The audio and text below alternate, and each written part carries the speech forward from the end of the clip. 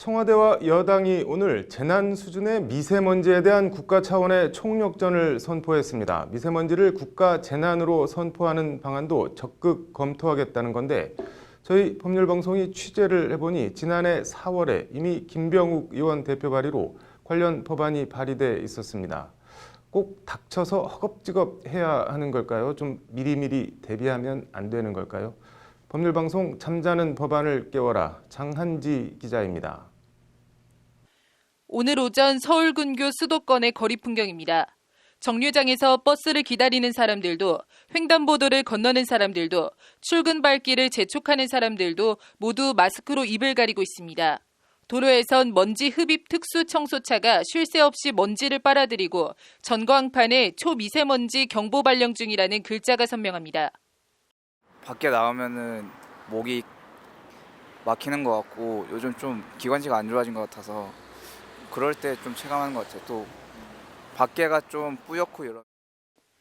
글로벌 대기오염 조사기관인 에어비주얼 조사에 따르면 어제 서울의 대기오염 지수는 전 세계 조사 대상 도시 가운데 최악을 기록했습니다. 2위는 인천, 부산은 8위를 기록했습니다. 서울에서 부산까지 대한민국 전체가 말 그대로 먼지구덩이라는 얘기입니다. 지금 눈이 어제부터 따끔거려요. 그리고 이 친구는 지금 목이 아프다고 지금 이러고 있는 거예요. 빨리 해결해 주셔야죠. 이런 가운데 청와대가 오늘 미세먼지 긴급대책을 내놨습니다. 긴급대책엔 중국과의 협의를 통한 한중 미세먼지 공동예보 시스템 구축, 인공강우 공동실시, 노후화된 석탄 화력발전소 조기 폐쇄, 필요시 긴급 추경 편성 등의 내용이 담겨 있습니다. 한마디로 국가 재난사태에 준해 미세먼지에 대처하겠다는 것으로 홍영표 더불어민주당 원내대표도 미세먼지 국가재난 선포에 긍정적인 뜻을 밝혔습니다. 문재인 대통령은 오늘 오전 중국에서 오는 미세먼지의 영향을 최소화하기 위해 중국 정부와 협의해서 긴급 대책을 마련하라고 지시했습니다. 이런 가운데 지난해 4월 민주당 김병욱 의원 대표 발의로 미세먼지를 국가재난으로 새롭게 정하는 내용을 골자로 하는 재난 및 안전관리기본법 일부 개정안이 발의돼 있지만 1년이 다 돼가도록 소관 상임위인 행안위 문턱도 넘지 못하고 있습니다. 미세먼지가 재난 수준이다 이런 얘기를 참 많이 하는데요. 이 미세먼지가 현재 법상으로는 재난에 들어가 있지 않습니다.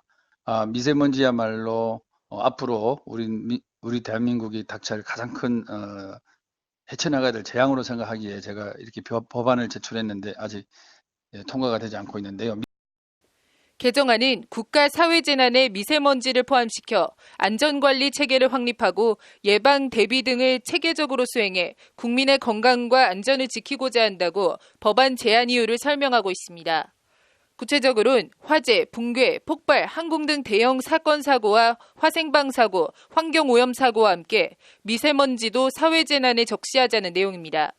이렇게 되면 정부 부처나 지자체별로 주먹구구식으로 시행되고 있는 미세먼지 대책을 국가 차원에서 체계적, 종합적으로 관리할 수 있다는 것이 법안을 대표 발의한 김병욱 의원의 설명입니다.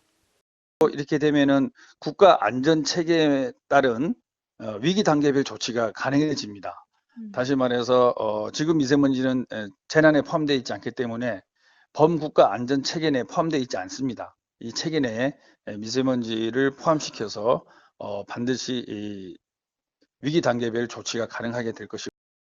홍영표 민주당 원내대표는 오늘 오후 기자간담회를 열고 김병욱 의원안을 언급하며 미세먼지를 국가재난에 포함하는 법안을 임시국회가 열리면 가장 빠른 시일 내에 통과시킬 것이라고 강조했습니다. 김병욱 의원이 지난해 4월 법안을 대표 발의한 지 11개월 만의 관심입니다.